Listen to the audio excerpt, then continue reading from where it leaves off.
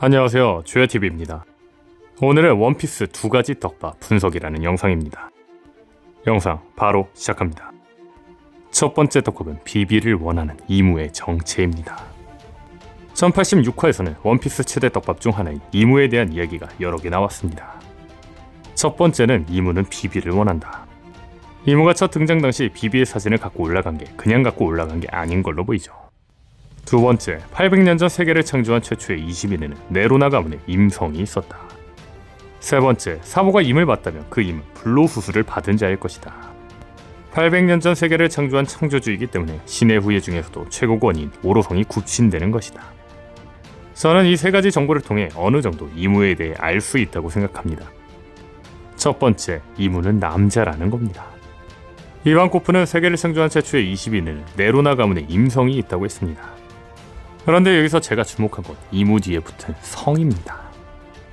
세계를 창조한 천룡인들에게는 특징이 있는데 그건 바로 성이 붙는다는 겁니다. 이는 영어로 읽으면 세인트인데 세인트의 뜻이 성스러운, 신성한인 걸로 보아 천룡인들 이름 뒤에 세인트가 붙는 건 자신들이 하계의 인간들과 다르게 고귀한 인간들이라는 걸 표현하고 싶어 붙인 걸로 보이죠. 그런데 여기서 주목할 건 성이라는 이 표현이 천룡인 남자에게만 붙는다는 겁니다. 그렇다면 여자는 천룡인이라도 성이 안 붙는 걸까요? 아닙니다. 여자에게는 궁이라는 표현이 붙습니다. 다만 이는 세인트로 읽을 수 있습니다. 다시 말해 천룡인 뒤에 성스럽다는 의미의 세인트가 남자에게는 성, 여자에게는 궁이라고 붙는다는 거죠. 즉 성이 뒤에 붙은 네로나 이무는 남자라는 걸 이번 1086화에서 알 수 있었다는 겁니다. 앞선 세 가지 정보를 통해 이무에 대해 알 수 있는 또 다른 정보는 이무는 800년 전 세계 정부를 창설한 자라는 겁니다. 다시 말해 800년 전 사람이지만 아직 살아있다는 거죠. 이반코프는 800년 전 사람인데 지금까지 살아온 게 말이 안 되기 때문에 이무가 불로수술을 받은 게 아닐까라고 추정했습니다. 수술수술 열매 능력자가 기술을 쓰고 목숨을 잃는 대신 대상자에게 영원한 생명을 주는 불로수술 말이죠. 이로써 알 수 있는 건 이무는 불로수술을 받은 자라는 겁니다. 하지만 저는 이무가 불로수술을 받았다는 언급을 보며 굉장히 이상했던 건 원피스 최대 떡밥 이무의 정체가 너무 싱겁게 밝혀졌다는 겁니다. 즉 저는 이무의 정체는 불로수술과 함께 무언가 더 있다고 생각합니다.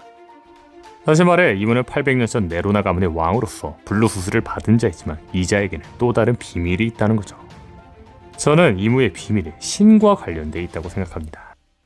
그 이유는 이무의 이름 모티브는 신 그 자체이기 때문이죠.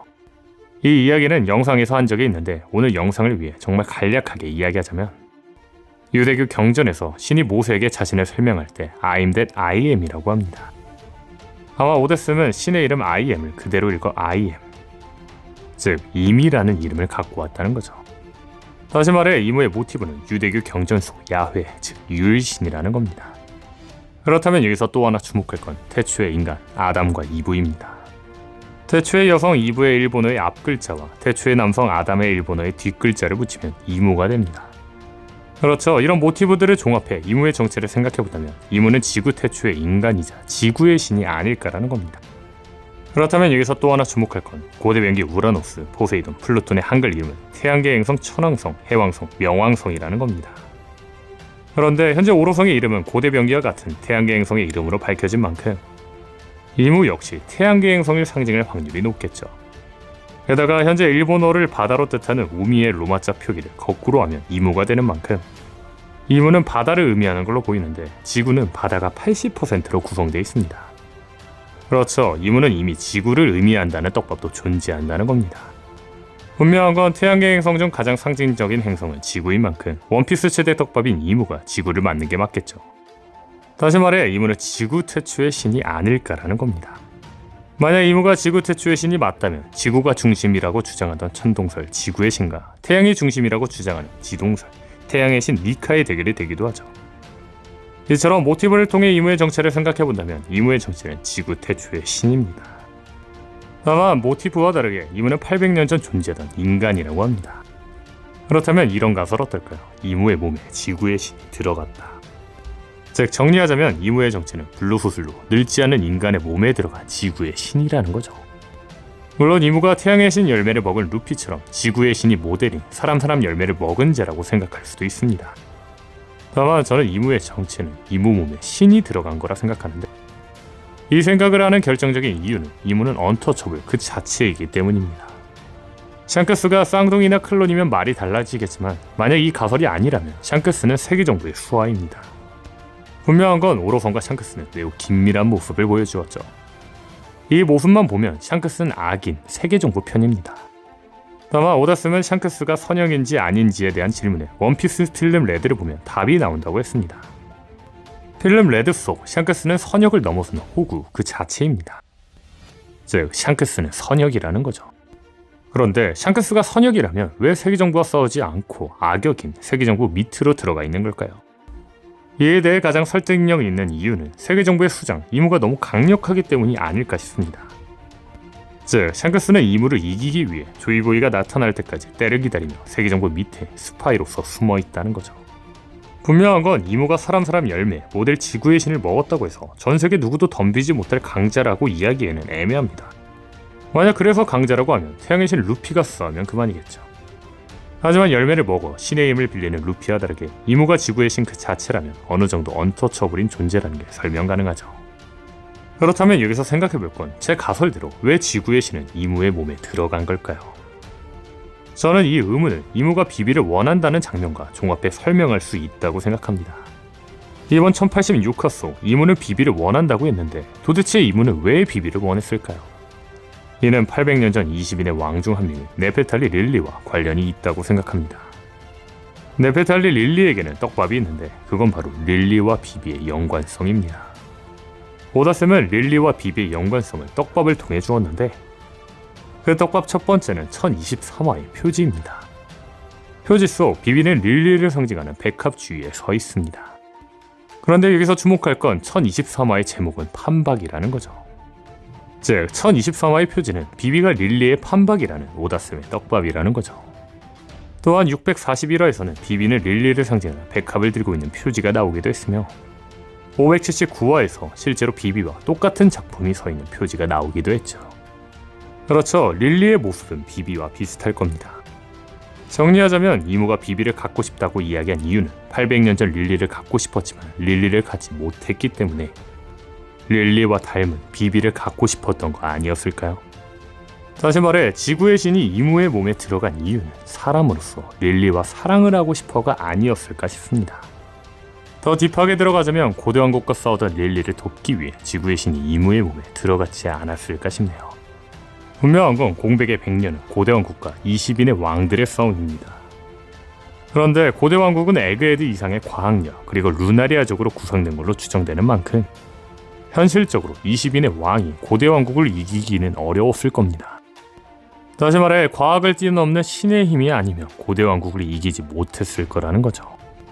두 번째 떡밥은 흰수염의 딸 크로커다일입니다. 크로커다일에게는 아주 충격적인 떡밥이 하나 있습니다. 그건 바로 크로커다일이 여자였다는 거죠. 이 떡밥의 첫 시작은 이완코프와 크로커다일의 만남이었습니다. 크로커다일과 이반코프가 처음 만났을 때 이들은 서로를 알고 있는 듯한 모습이었습니다. 심지어 이완코프는 크로커다일의 약점을 알고 있다고 했죠.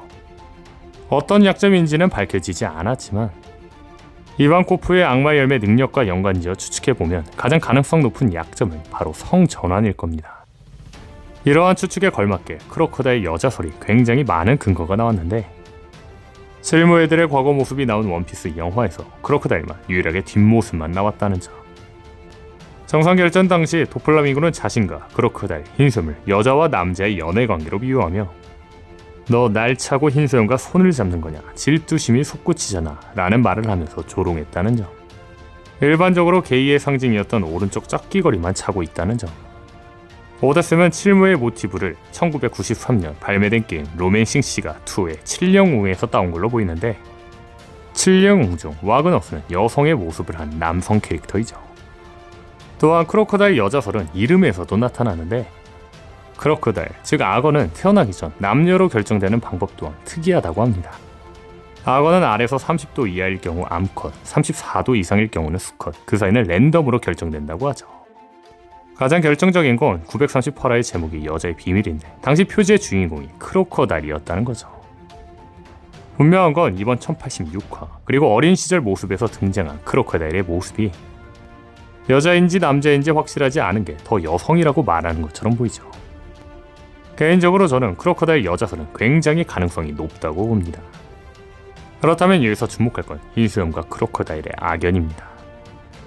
아시다시피 크로커다일은 흰수염에게 원한이 있습니다. 다만 그 원한은 밝혀지지 않았죠. 저는 크로커다일이 흰수염에게 가진 원한이 자신을 버리고 바다로 나간 아버지 흰수염이라고 생각합니다.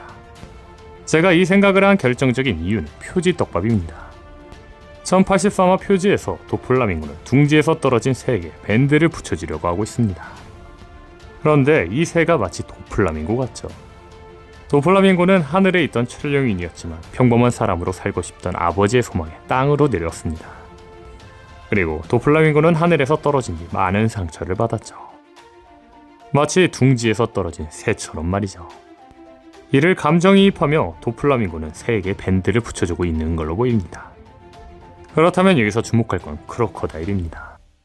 860화 표지에서 크로커다일은 한 강아지에게 우산을 씌워주는 장면이 나온 적이 있습니다.